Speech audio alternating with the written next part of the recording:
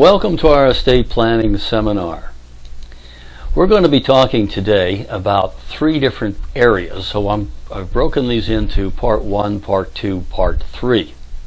Part 1 is going to be the basics of estate planning. Part 2 will talk about powers of attorney such as financial and health care. Part 3 will talk about other important considerations that you should do as part of your estate plan. If you're going to be taking notes, now's a very good time for you to go get those papers and pencils and get them laid out so that you'll be able to do it.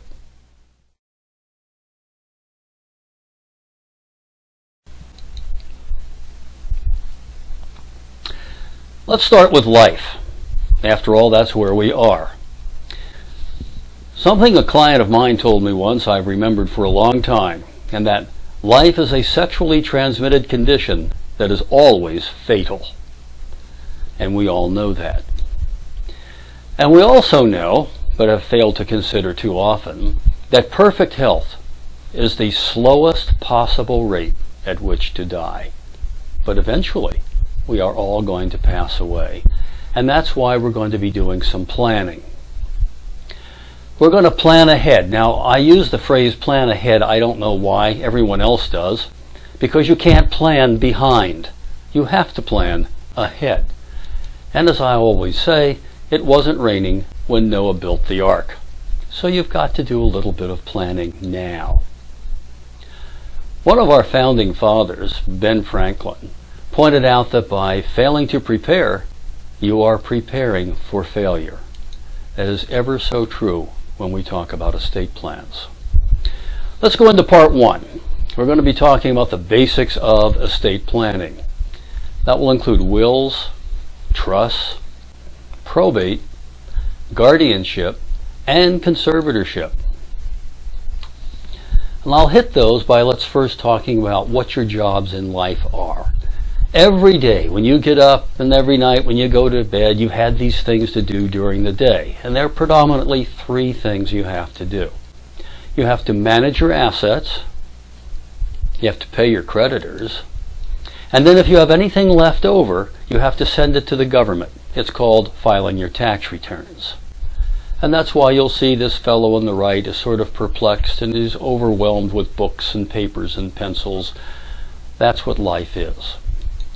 The problem is, these same jobs get worse at death. We still have them. You died, but those assets don't go with you. It is true. You cannot take it with you. So someone has to manage those assets. But unless you do some planning, not only will the people that come after you not know how to take care of those assets, they might not even know where they are. For example, let's say you've put a gold sash of coins somewhere in the backyard under a saguaro or something. Well, nobody's going to know that unless you tell them. So part of planning very often is to do no more than leave a treasure map. But those assets do have to be managed. And just because you died doesn't mean you've avoided your debts. At least your estate hasn't.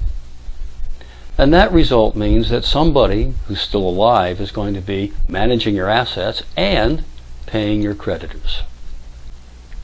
The problem with paying your creditors is you know everybody that you owe money to.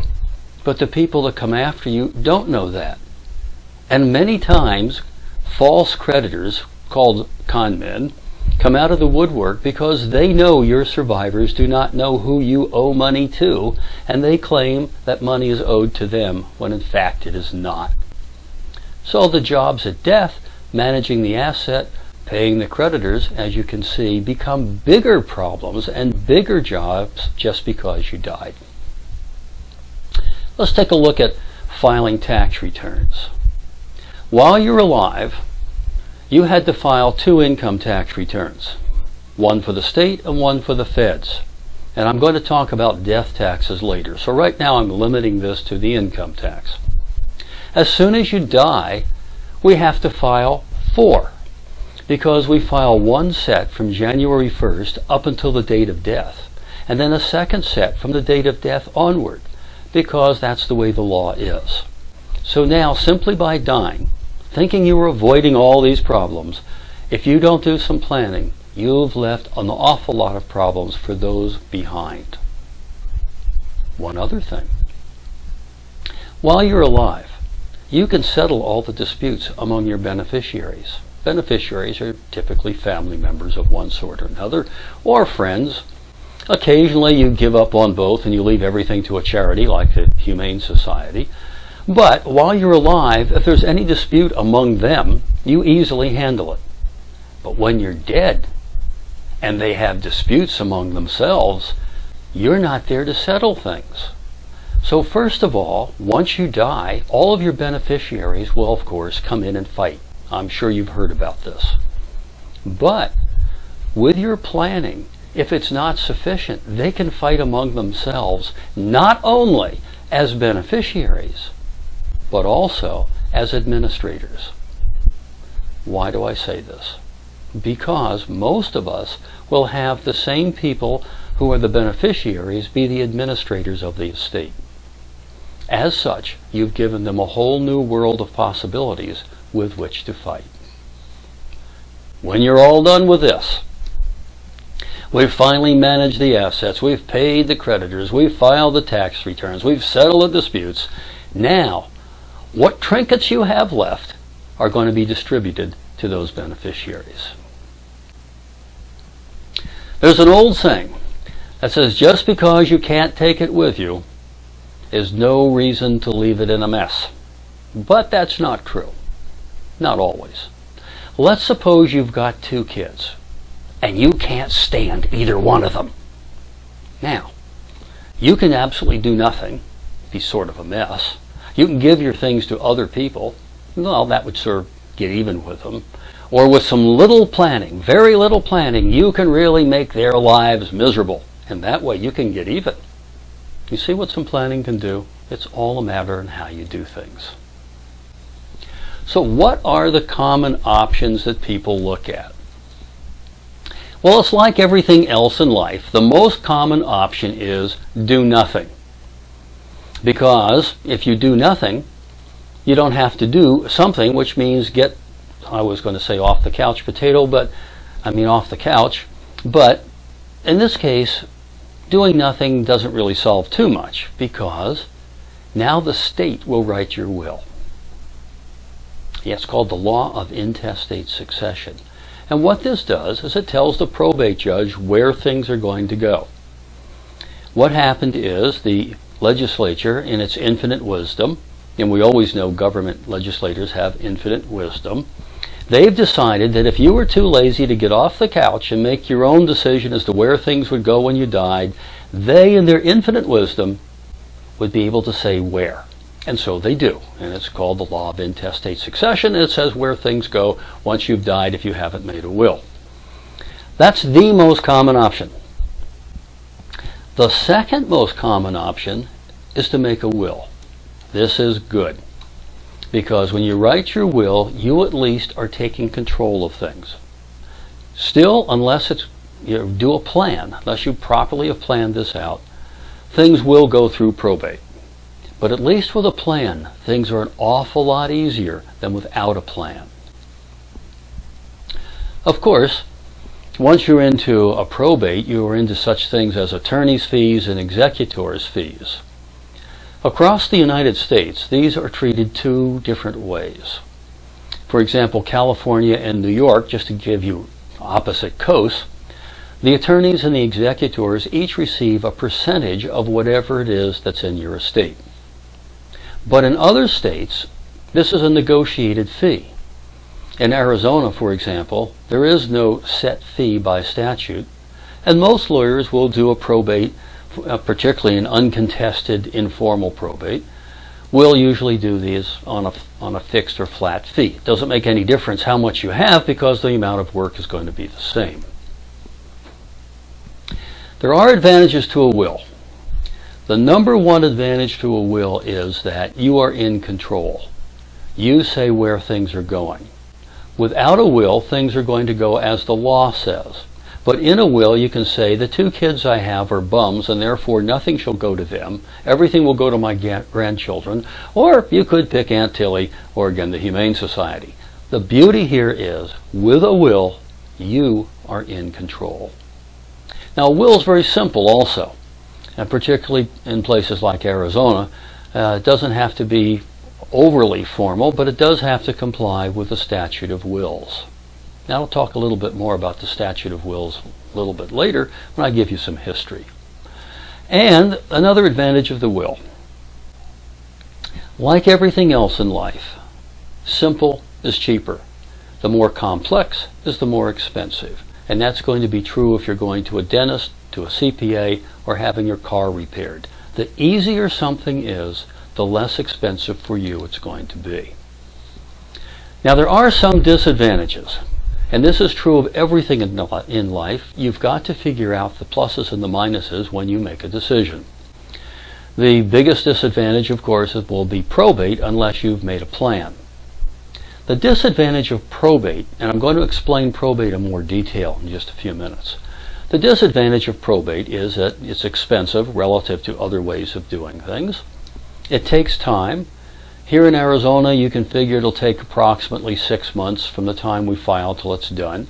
But in other states, for example, California, a year is very common, and in New York, 3 years is very common. So you can save a lot of time by doing some planning. There's also a big disadvantage called publicity. This, to me, is one of the greater disadvantages.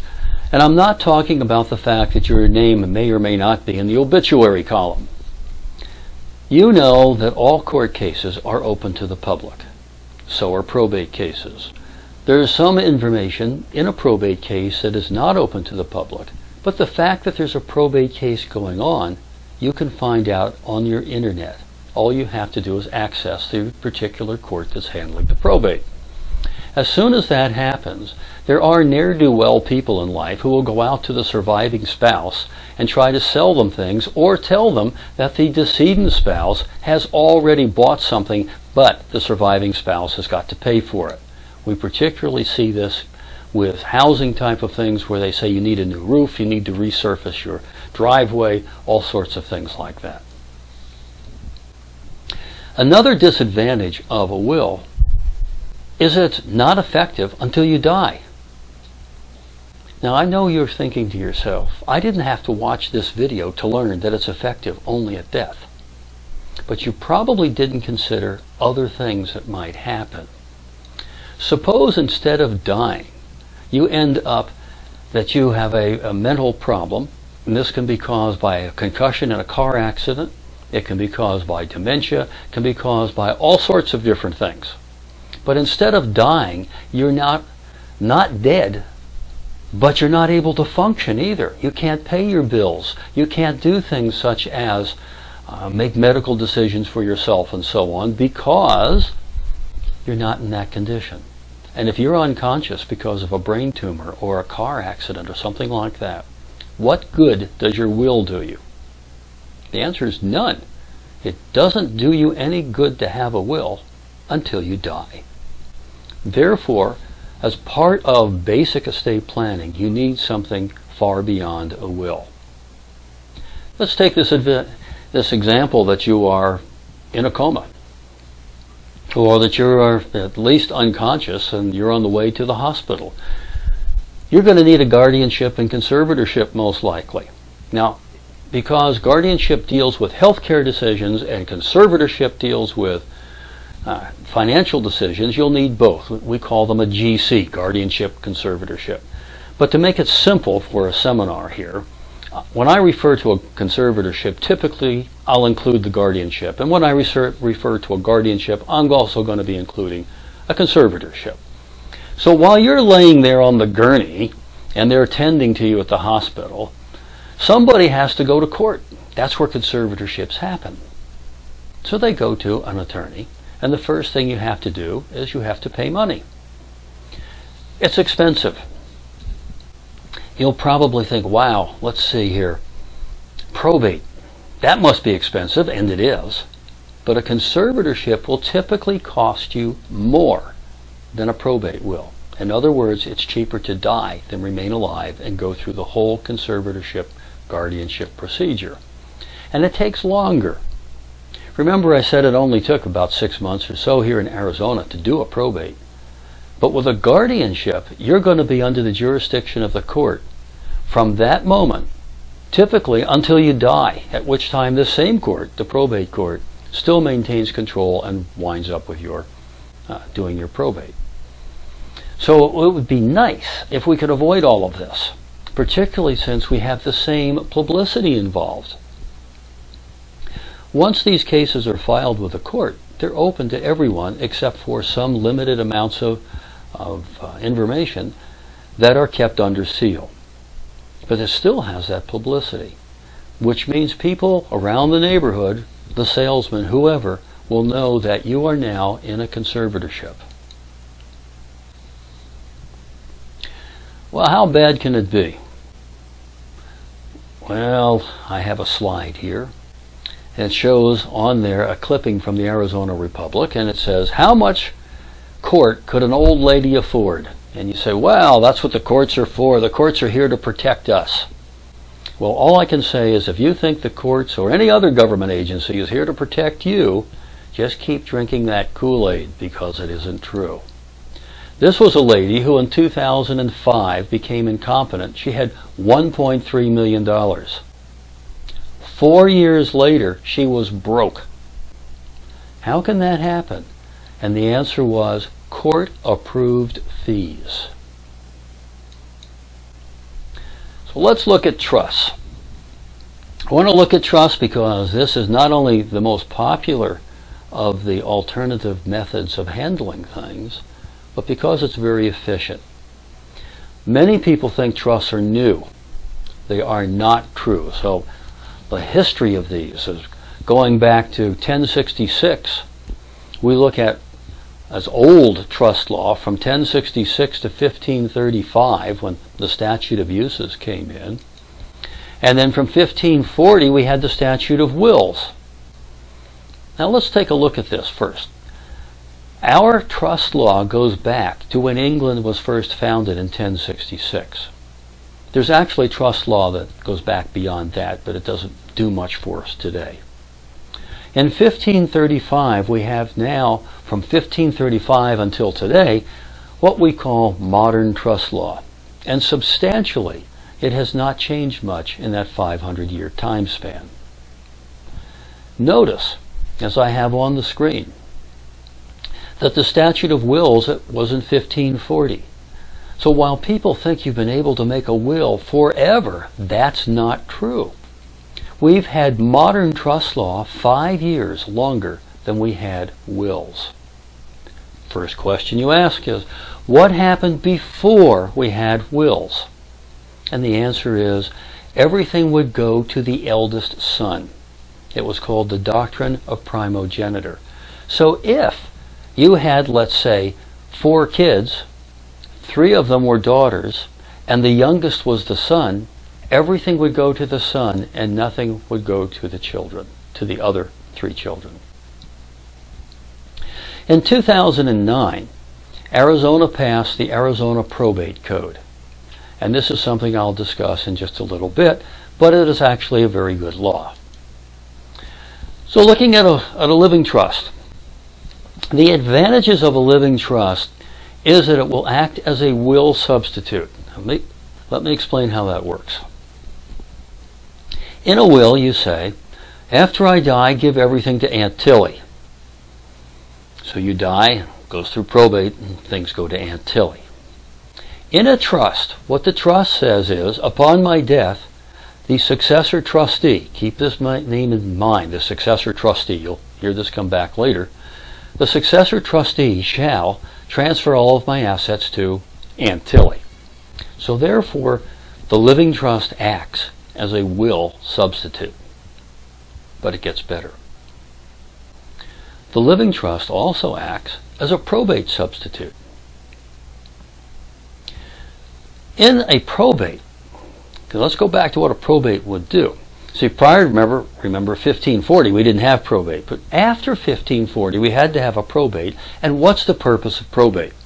Most people think it's to make lawyers rich. But no, that's not the reason. The reason is this. You take all of the assets you have right now, for example, your home, and you're going to give it to the people who receive it after you die, what would you do? Well, you'd make up a deed, you'd date it, you'd sign it, you'd notarize it, and we take it down to the county recorder. But we have one problem if you're dead. If you're dead, how do we get your signature on that piece of property? If you died owning the house, how do you sign the deed? The answer is probate. And the essence is the court appoints someone to act, called the personal representative, or normally you'll hear the word as executor. They will appoint a person for the purpose of signing that deed. In essence, to sign your name. Now the reason we do that is in Arizona we have a very, very strict law. And the law says that no one is allowed to sign documents after they're dead. Now I do realize that folks in Chicago are allowed to vote, but even there, they're not allowed to sign documents after they die. So now we've got the trust. It acts as a will substitute, it acts as a probate substitute, and yet it gets better. It can also act as the conservatorship substitute. Now here I have to split it up between a conservatorship and a guardianship. You'll recall that I said a guardianship deals with health care decisions and a conservatorship deals with financial. A trust will not help you with health care decisions. So I have to talk about the conservatorship aspect of this, and I'm going to be talking about the health care part when we get into part 2. Conservatorship, dealing with your financial affairs. When you die and somebody comes in to take over your affairs under a trust, that person is called the successor trustee. And the job of the successor trustee at that time is to gather up your assets, pay all your debts, pay the taxes, transfer the assets to the beneficiaries, just the same as a personal representative would do in a probate.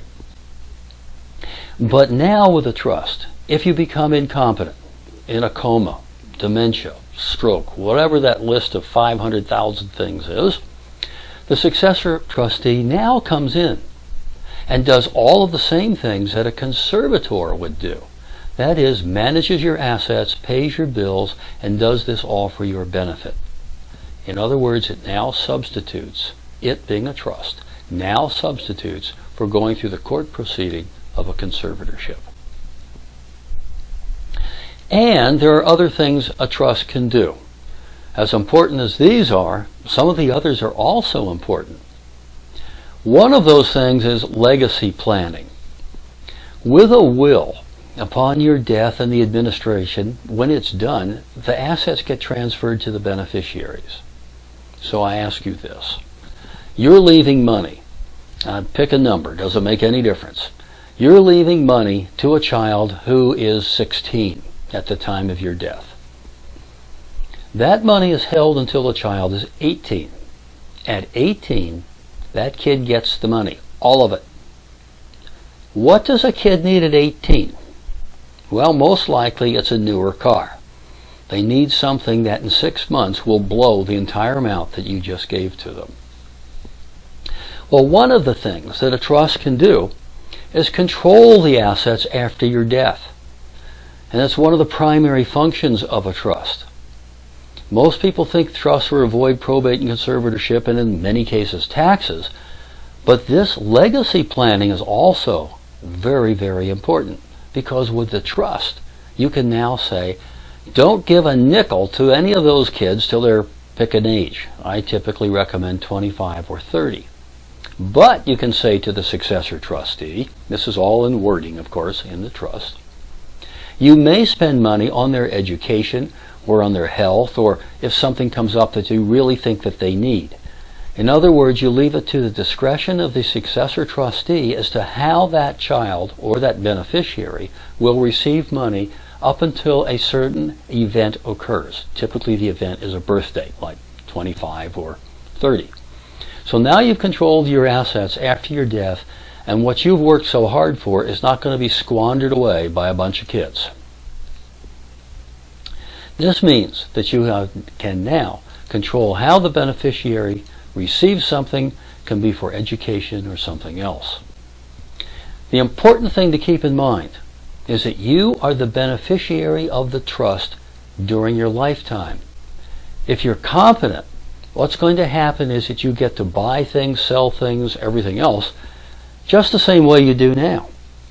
The difference is, instead of doing it as an individual, and I'm going to show you a little bit more in a moment, you're going to do it as a trustee. But the point is, you can buy, sell, trade, give away things identically to the way you do now.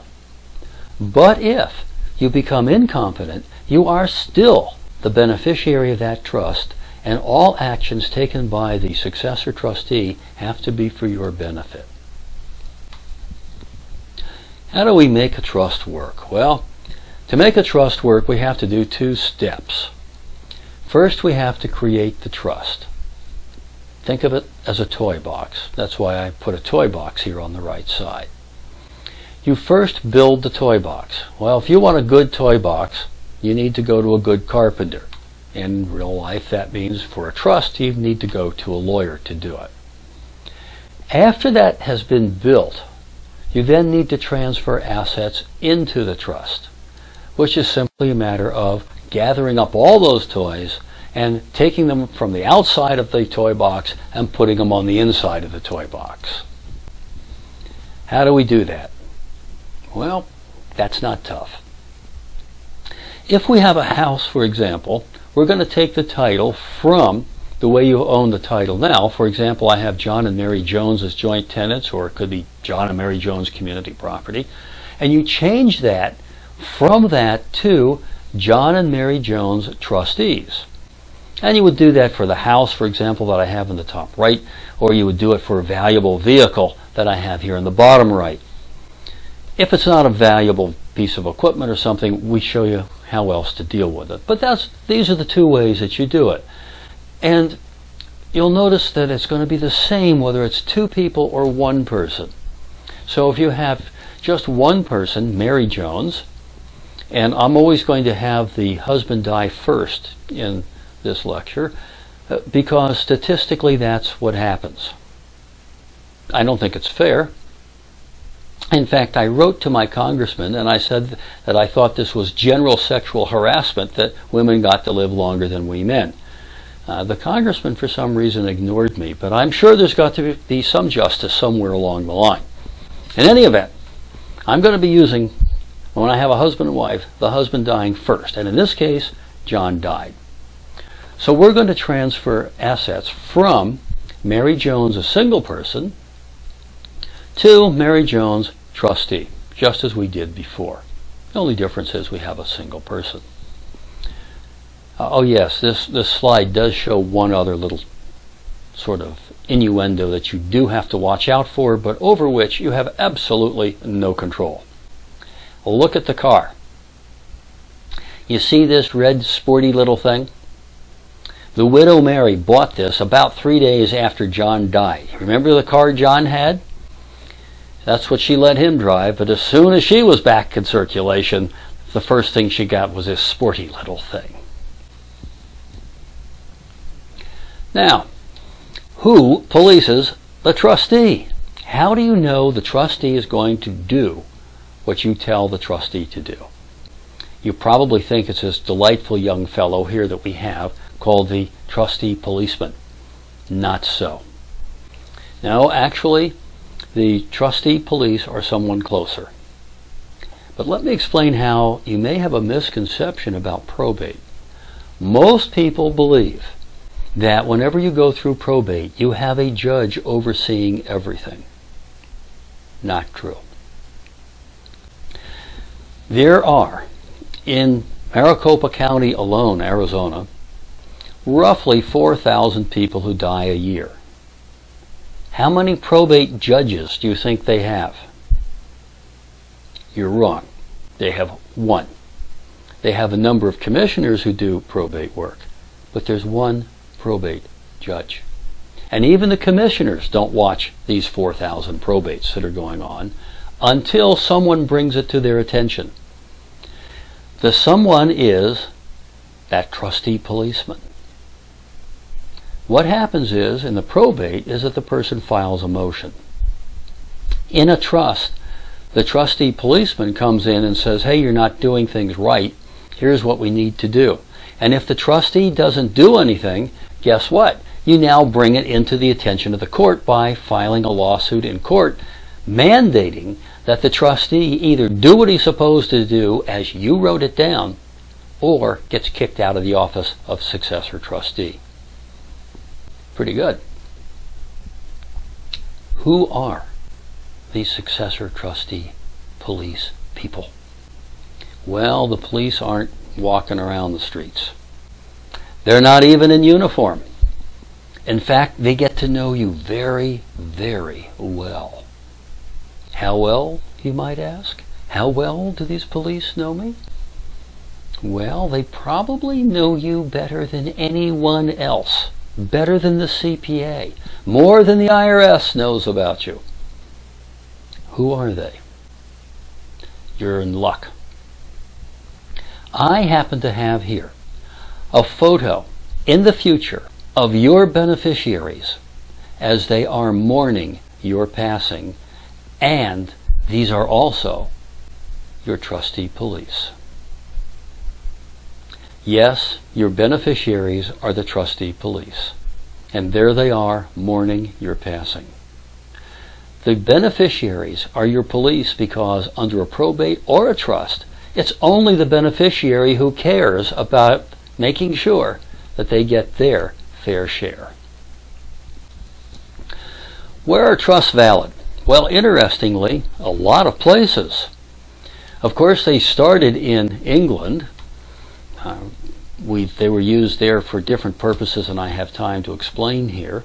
But they're valid in every state of the United States and every common law jurisdiction. And then I have some people say to me, aha, caught you. Louisiana is not a common law state. It's a civil law state.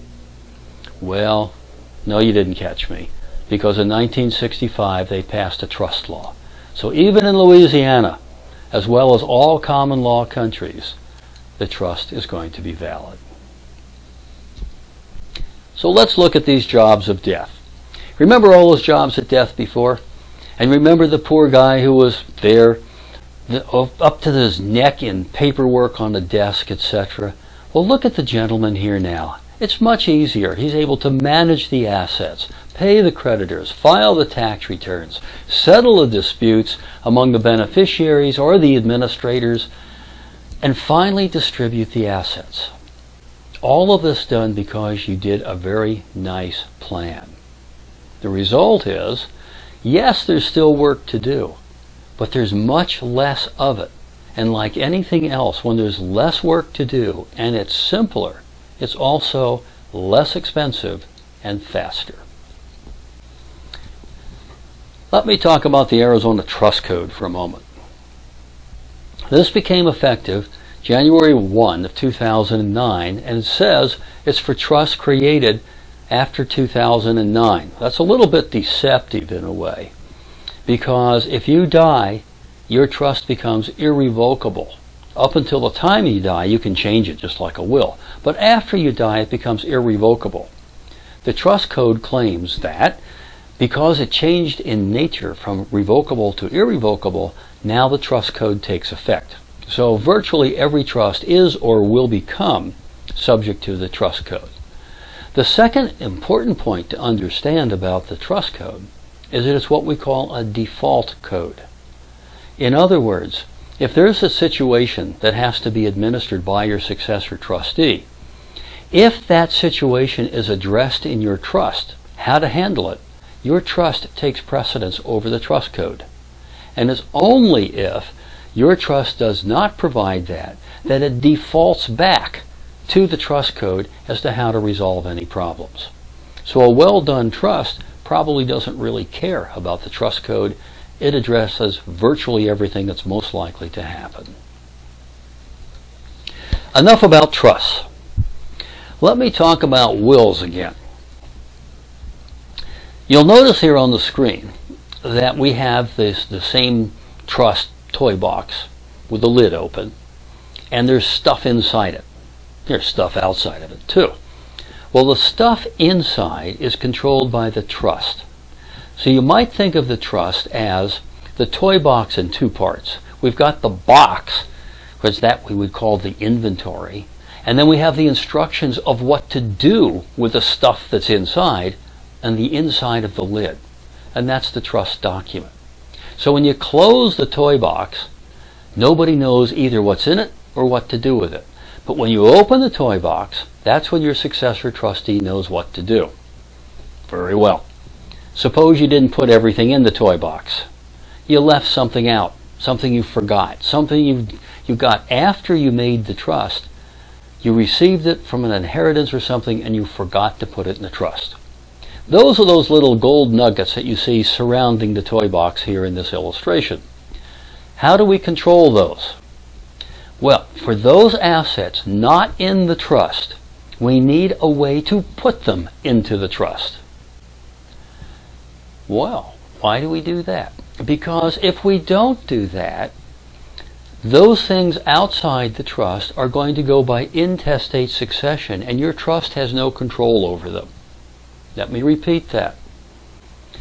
If things are outside the trust and you do not have a will, those things outside the trust go by intestate succession, not by the trust. What we want, one of our goals, is to make the trust the governing document. So what we want is that if you did forget something outside the trust, we want to put those things into the trust. How do we do it? Well, we make a will. And we make a special type of will called a pour-over will. And all pour-over wills say the same thing. They say, in essence, of course, we lawyers take a lot longer to really say this, but they say, if anything's not in my trust, put it in my trust. Now, for a lawyer, it takes us 8 or 10 pages to say that, but that's what it says. Now, the problem is, once you have things outside the trust, if those things are going to be probatable, then we're going to have to go through probate to put them into the trust. If they're not probatable, then there's a different way that we handle this, and I'll explain that to you in just a few moments. So the pour-over will is really like a spare tire. A lot of people will never use it. Properly done, you'll never use it. But you would not like to go driving around the desert without having a spare tire, because you never know when one puncture might happen, when something might be left outside of the trust. And in that case, we want to have control of all of your assets and have them go into the trust.